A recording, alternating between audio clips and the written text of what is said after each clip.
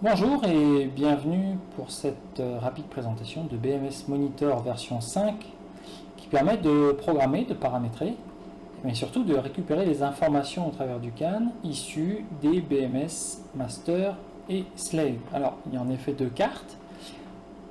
Les Master et les Slave, on distingue les Master par ce composant noir qui se trouve sur la carte, sur le top, en haut à gauche, et qui permet de régénérer un 12 volts à partir de la tension de la batterie. Un 12 volts isolé. Cette tension sert à alimenter le CAN isolé qui est ici, et qui permet donc de communiquer entre les différentes cartes. Il y a donc sur chacune des cartes deux connecteurs pour le CAN qui permettent de chaîner les cartes. Vous avez en haut un connecteur dédié à la connexion des cellules, jusqu'à 18 cellules chaînées, un connecteur dédié aux températures, 9 sondes CTN, un connecteur 4 points ici pour un relais avec recopie, le relais moins de puissance, ici le connecteur pour le relais plus de puissance, le connecteur dédié à la précharge ici, vous avez ici un connecteur d'extension permettant de communiquer en RS232 avec d'autres modules externes comme des modules de puissance MOSFET. Ici un signal wake-up qui permet de réveiller la carte si vous voulez gérer son mode shutdown, c'est-à-dire que la carte au bout d'un certain temps peut se mettre en mode de veille profond et elle sera réveillée par un signal physique. Vous avez ici le HVIL, c'est-à-dire la boucle de sécurité qui est généralement incluse dans certains connecteurs de puissance et qui permet en fait de chaîner, d'alimenter, si vous voulez, les bobines des relais de puissance, moins et plus. C'est-à-dire que lorsque cette liaison est ouverte, les relais s'ouvrent automatiquement, ce qui permet de prévenir d'une ouverture intempestive ou volontaire de la ligne de puissance.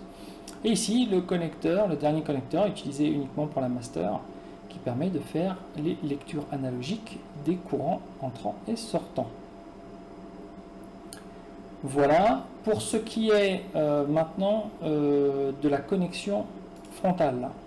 On voit que sur les deux connecteurs, on peut connecter ici les CTN, alors à chaque fois avec une masse, le signal CTN, une masse, le signal CTN. Donc les CTN sont toutes connectées, les 9, de façon verticale. Et concernant le connecteur dédié aux cellules, on voit que la masse de la batterie se situe en haut, et on va voir la tension positive de la première cellule, puis la tension positive de la deuxième cellule, puis la tension positive de la troisième cellule, ainsi de suite jusqu'à la 9e.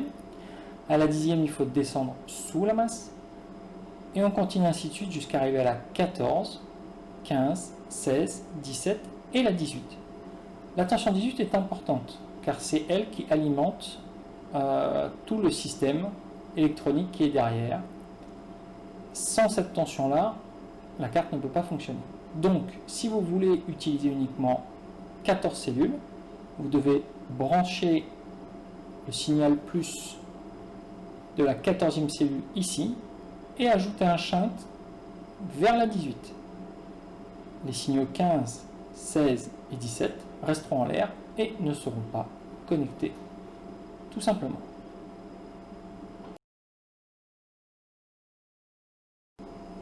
L'application CAN Monitor se lance. Elle nous propose de sélectionner la sonde Peak System ainsi qu'une baudrette. Nous choisissons 250 kbps. L'application s'ouvre. On va la recentrer, voilà.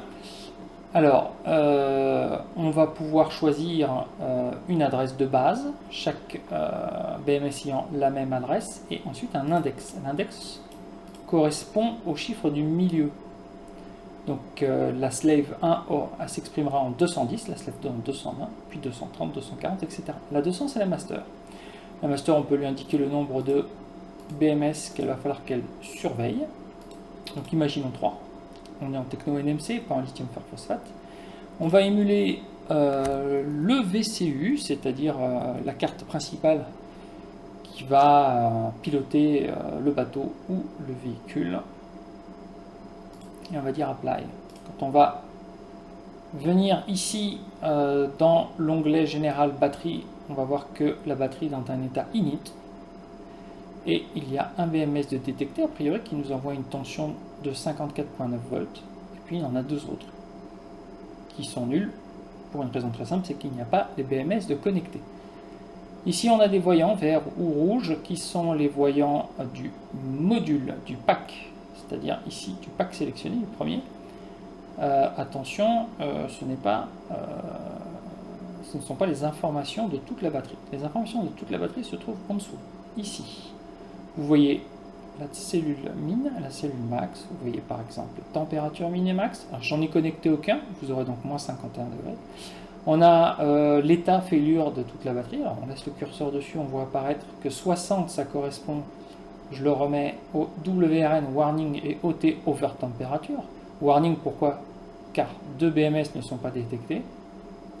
Et over temperature, bah oui on est à moins 51 degrés, ça veut dire que les CTN ne sont pas branchés. On va aller regarder maintenant les cellules dans le pack lui-même. Vous voyez qu'on peut sélectionner les packs qu'on veut. On va prendre la master, la BMS 0. Les tensions sont exprimées en 0.1 mV en dixième de millivolt. Les températures sont en rouge, elles sont toutes à moins 51. On voit que la tension la plus basse est de 23.6, la plus haute là maintenant 24.1. Et de temps en temps, on verra peut-être un carré s'allumer en rouge, c'est le balancing. Mais pas de balancing en init. Les tensions analogiques, on n'a qu'un capteur branché, 2,29 V, il faut être à peu pas très loin de 2 volts. Lorsqu'il n'y a pas de courant entrant et sortant dans le capteur, et la température de la carte est de 26 degrés. On va pouvoir ensuite rentrer des paramètres ou les lire au niveau de la carte, ainsi que des paramètres d'extension. La première chose à faire, pour éviter que le BMS rentre en mode sleep, s'endorme, c'est d'émuler un VCU en indiquant qu'on veut être dans l'état ready. Et puis pour sortir d'init, la première chose à faire, c'est de rentrer en charge. Alors on va rentrer en charge brièvement pour ne pas faire claquer le relais. Et on a validé et dévalidé. La batterie est passée à l'état ready. On voit des carrés s'allumer parce qu'en fait, la batterie va chercher à faire du balancing, et du balancing à quelques dixièmes de millivolts près. Lorsque cela sera atteint, il n'y aura pour ainsi dire plus de carrés rouges allumés. Alors, on va essayer d'indiquer à la batterie de fermer ses relais. On a entendu le relais plus se fermer, piloté par le BMS Master. Il est indiqué ici. Si jamais on ouvre la ligne HVIL, évidemment le relais va s'ouvrir, on s'en doute, car plus de courant dans la bobine. On a entendu le relais s'ouvrir. Ici l'indication HV+, comme quoi le relais n'est pas activé. Et on a une alarme HVIL. Si on se met sur failure, on voit qu'on a le bit HVIL qui vient de se lever avec un E. On remet la ligne. Alors ça fait un moment que ça fait plusieurs secondes, près de 10 secondes, qu'on a un souci sur la ligne HVL. On est rentré donc en failure et on ne peut plus en sortir sauf à quitter failure. On a quitté failure et on est revenu en opérationnel. On a quitté failure, on est revenu en opérationnel et on n'a plus de problème. Je vais aller vite cette fois-ci. J'enlève la bobine, le relais est enlevé, HVIL vient de se mettre. Je remets la ligne en route, le problème a disparu. Il a quand même été indiqué dans le failure, on va recommencer. On va voir que dans le failure, on est passé en E et après on est passé en 6 quand je l'ai remis. Donc ça va très vite, mais on n'est pas rentré dans l'état failure. C'est une erreur temporaire qui a été transmise sur le buscan, mais qui n'a pas verrouillé la batterie. Il faut savoir qu'en mode failure, les relais sont ouverts par sécurité, donc il n'y a plus de courant rentrant et sortant. On est en mode opérationnel, c'est-à-dire que on va avoir par exemple du courant sortant, donc le courant sortant négatif, on le voit ici, moins 4,5. Et puis on pourrait avoir du courant rentrant, ici, 8 ampères, donc qui correspond par exemple à une régénération. Alors on peut se retrouver en ready, donc on va demander à ce que les relais s'ouvrent. Et puis on va vouloir simuler la présence du chargeur. On va rentrer en charge, le relais plus c'est activé. Et il y a toujours, même pendant la charge, du balancing. Évidemment, les relais sont alimentés par les modules eux-mêmes. Donc le fait d'aller parfois tirer du courant des cellules fait que ça déséquilibre très légèrement les cellules. Et le balancing s'active pour pouvoir rééquilibrer l'ensemble. Si on laissait le relais actif, on s'apercevrait au bout d'un moment qu'on arrive à un balancing très fin, type de 0,3, 0,4 mV. On va se remettre en ready en enlevant la présence du chargeur. Et on peut se poser la question de savoir quel est l'écart de balancing qui a été programmé dans la carte. Alors on va demander à la carte de nous fournir l'ensemble de ces informations. Elle va nous le transmettre sur Bushcan et on va avoir certaines indications. Donc l'écart de balancing s'appelle le balancing gap, il est ici. On voit que c'est le gap lorsque le balancing est terminé en millivolts. Et on arrive à 3. C'est en fait en dixième de millivolts. Donc ici, on sait que le système va s'arrêter quand il y aura 0,3 mV d'écart, comme maintenant on voit que le balancing est quasiment éteint lorsqu'il y a 0,3. Alors avant de pouvoir utiliser les fichiers et transférer des données ou les récupérer de façon automatique, ce qu'on va faire, c'est qu'on va essayer de changer une valeur manuellement. Alors par exemple le BMS number, en mettant notre souris dessus, on voit que l'aide nous indique que c'est un numéro qui va de 1 à 16 inclus. Le BMS master, comme quand il fonctionne en standalone, c'est-à-dire tout seul, gère qu'un seul BMS lui-même, donc ça commence à 1, et il peut avoir 15 slaves, d'où les indications de 16 cartes. Donc on voit qu'ici la valeur est 6 en hexa, il y a une traduction qui est faite en décimale en jaune avec une aide. Je clique dessus une fois, la valeur est surlignée, la valeur mise à jour ici, eh bien je modifie le 6 en 5 et je vais tenter d'écrire 5. La valeur s'efface ici pour dire qu'elle a été immédiatement relue en CAN. Et enfin, on voit que la valeur est toujours 6. Elle n'a pas été modifiée. Pourquoi? Parce que les valeurs qui se trouvent en adressage haut sont gérées avec une clé superviseur, root.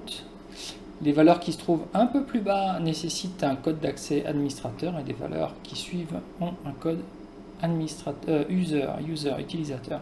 Alors l'utilisateur, c'est vraiment celui qui utilise le BMS, l'administrateur celui qui met en place, qui installe et qui on va dire qui paramètre. Et le superviseur, le root, c'est Mac Engineering. Donc ici on va rentrer la clé administrateur. La clé administrateur est 1, 2, 3, 4, ce qui s'écrit 31, 32, 33, 34 en hexa. On l'écrit. La valeur est effacée, elle est remise à 0 pour ne pas permettre d'afficher les codes. On recommence cette fois-ci à modifier le BMS number, on veut écrire 5. Et on s'aperçoit que la valeur 5 a bien été écrite et relue. Donc je peux remettre la valeur 6 comme il y avait avant. Alors on va maintenant utiliser un mode plus automatique, un mode fichier. On va écrire 5. On va ouvrir un fichier, le fichier 0, c'est le fichier du master. On voit que certaines valeurs sont écrites en décimale, mais en fait c'est à peu près les mêmes valeurs. Et le BMS number est ici, vous voyez, il est carrément à 7.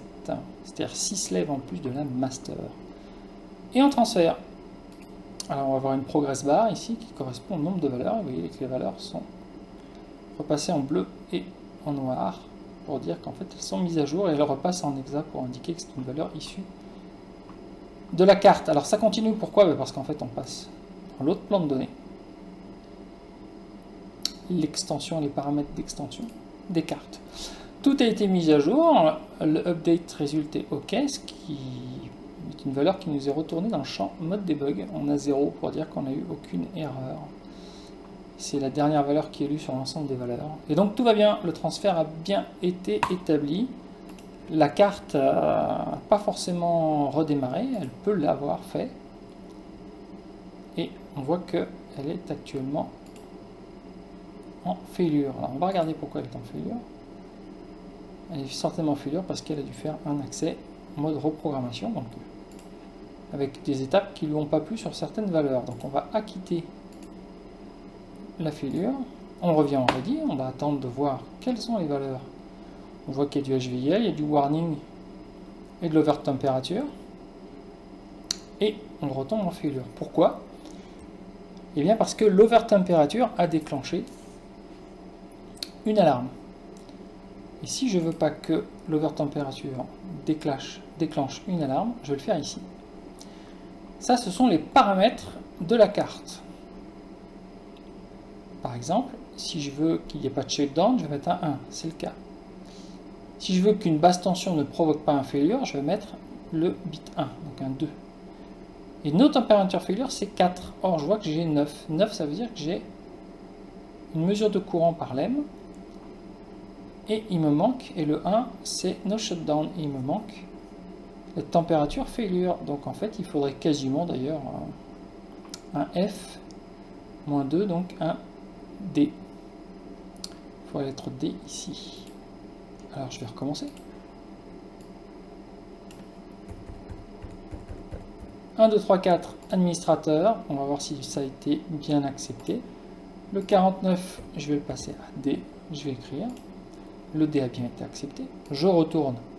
On est en failure. Seule façon de passer, sortir de failure, c'est d'acquitter le failure en disant oui, je suis bien conscient qu'on a acquitté le failure, qu'il y avait un failure. Voilà. Je reviens maintenant en ready. J'ai toujours 60. Je suis toujours en over température. Toutes mes températures sont à moins 51. Et j'attends de voir, et je ne repasse plus en failure.